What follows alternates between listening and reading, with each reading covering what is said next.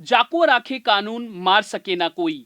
जी हाँ, जैसा कि पॉलिटॉक्स पहले भी बता चुका है कि किस तरह निर्भया के दोषी हर बार फांसी से किसी न किसी नए तरीके से बच ही जाते हैं। निर्भया के चारों दोषियों को 7 साल लंबे मामले में एक नहीं दो दो बार डेथ वारंट जारी किया गया, तारीख भी तय की गई, लेकिन हर बार कानूनी विकल्पों के चलते वे फांसी से बचते रहे। एक बार फिर दोषी पवन गुप्ता ने फांसी की तय तिथि से 4 दिन पहले कोर्ट में क्यूरेटिव पिटीशन दाखिल कर दी, जिसके चलते एक बार फिर इन दोषियों की फांसी टलना तय है। अब दोषी पवन गुप्ता के पास और क्या क्या विकल्प शेष बचे हैं, देखिए हमारी इस खास रिपोर्ट में। ये है टॉक्स न्यूज नेटवर्क और आप देख रहे हैं पॉलिटॉक्स, राजनीति का कच्चा चिट्ठा। जैसा कि पॉलिटॉक्स न्यूज अपनी पिछली खबरों में भी कई बार जिक्र कर चुका है कि निर्भया के दोषियों की फांसी तीसरी बार भी टलना तय है। पॉलिटॉक्स ने अपनी पिछली खबर में भी बताया था कि दोषी केवल समय जाहिर कर रहे हैं। इसी के तहत योजनाबद्ध तरीके से दोषी पवन गुप्ता ने फांसी की तय तिथि से केवल 4 दिन पहले सुप्रीम कोर्ट में क्यूरेटिव याचिका दाखिल की है। अदालत में 2 दिन का अवकाश होने के चलते मामले की सुनवाई सोमवार को ही होगी। फिर दोषी पवन गुप्ता के पास राष्ट्रपति के पास दया याचिका भेजने का भी रास्ता अभी भी खुला है। किसी भी याचिका के लंबित होने की स्थिति में फांसी नहीं हो सकती। ऐसे में तीसरा डेथ वारंट और फांसी दोनों का टलना पूरी तरह तय है। बता दें, क्यूरेटिव याचिका में दोषी पवन गुप्ता की फांसी को उम्र कैद में बदलने की मांग की गई है। चारों दोषियों को 3 मार्च को फांसी दी जानी है।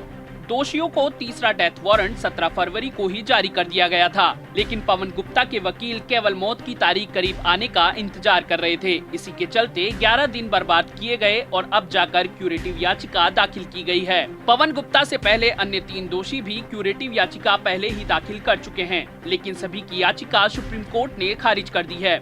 माना यही जा रहा है कि पवन की याचिका भी रद्द की जाएगी, लेकिन उसके बाद दोषी के वकील राष्ट्रपति के समक्ष दया याचिका भेजने का रास्ता भी अपनाएंगे। इसमें कोई दोहराई नहीं है कि अगर दया याचिका खारिज होती है तो इसे लेकर पवन के वकील का फिर से सुप्रीम कोर्ट का दरवाजा खटखटाना पक्का है। इन सभी प्रक्रियाओं में समय लगेगा। यही वजह है कि एक बार फिर से फांसी टलने में दोषी कामयाब हो रहे हैं। कानूनी प्रावधानों के मुताबिक जब तक किसी दोषी के सभी कानूनी उपाय खत्म नहीं हो जाते, तब तक उसे फांसी नहीं दी जा सकती। अगर कोर्ट से दोषी की याचिका खारिज भी हो जाती है, तब भी उसे अन्य कानूनी विकल्पों के लिए 14 दिन का समय मिलता है। इससे पहले अन्य दोषी अक्षय ठाकुर, मुकेश सिंह और विनय शर्मा सहित पवन गुप्ता ने फांसी टालने और वक्त जाहिर करने की पुरजोर कोशिश की। इसी का नतीजा है कि 7 साल से अधिक का समय निकल गया। यही नहीं, पहले भी 2 बार डेथ वारंट जारी होने के बाद फांसी टल गई। सबसे पहले 22 जनवरी को चारों को फंदे से लटकाने का फैसला आया, लेकिन दया याचिका लंबित होने के चलते फांसी टल गई। दूसरी बार 1 फरवरी को सुबह 6 बजे दोषियों के लिए मौत का फरमान फिर जारी हुआ, लेकिन इस बार भी एक दोषी की दया याचिका लंबित होने के चलते फांसी न हो सकी।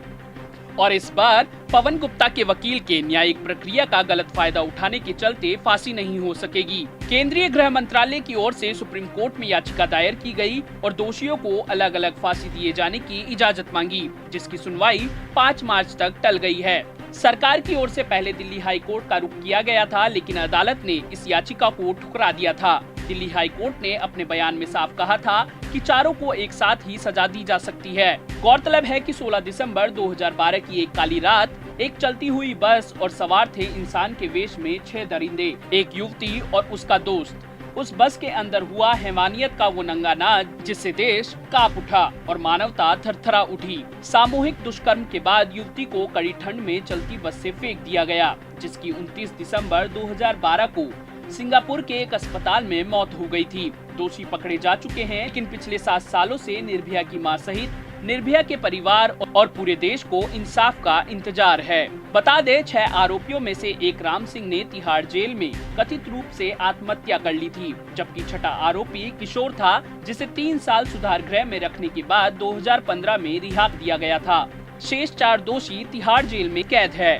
पॉलिटॉक्स ब्यूरो, दिल्ली। ये है टॉक्स न्यूज नेटवर्क और आप देख रहे हैं पॉलिटॉक्स, राजनीति का कच्चा चिट्ठा।